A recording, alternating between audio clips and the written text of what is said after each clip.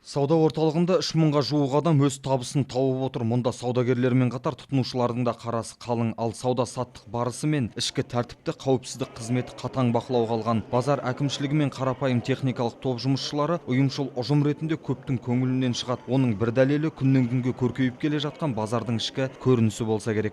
4 жыл бұрынғы кездегі базар менен ауыл береке базары мен қазіргі базарды қарасаңыздар, енді жер мен көк деп айтуға болады. Біз келген кезде міне жердің бәрі балшық, лас, мынандай не жоқ өтін. Брусчатка, мына шатыр деген жоқ өтін. Енді қиқы-жықы, сұмдық жер болатын да бұлғаныш.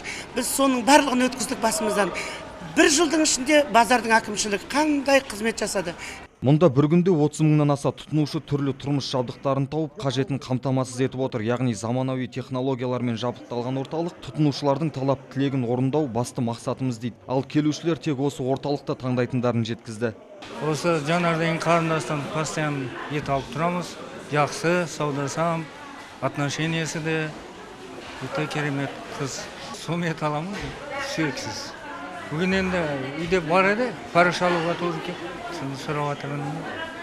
Базардың басшылығы мұндағы жұмысшылар мен тұтынушылардың жағдайын жасауға бар күштерін салып жатқандығын алға тартты. Өйткені елбасы өз жолдауында бірінші кезекте халықтың қажеттілігін қамтамасыз ету керек екендігін айтты дейді базар басшысы Алтай Қарабеков.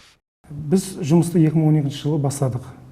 Сол 2012 жылдан бері күніге абаттандыру жұмыстары жүріп жатыр. Бізде 3 мыңға жуықтай кәсіпкерлер жұмыс істеп жатыр. Сауда кешенде облысымызда ең үлкен сауда кешені болып саналады. Өйткені барлық заттар бізде сатылады. Ең төмен бағамен.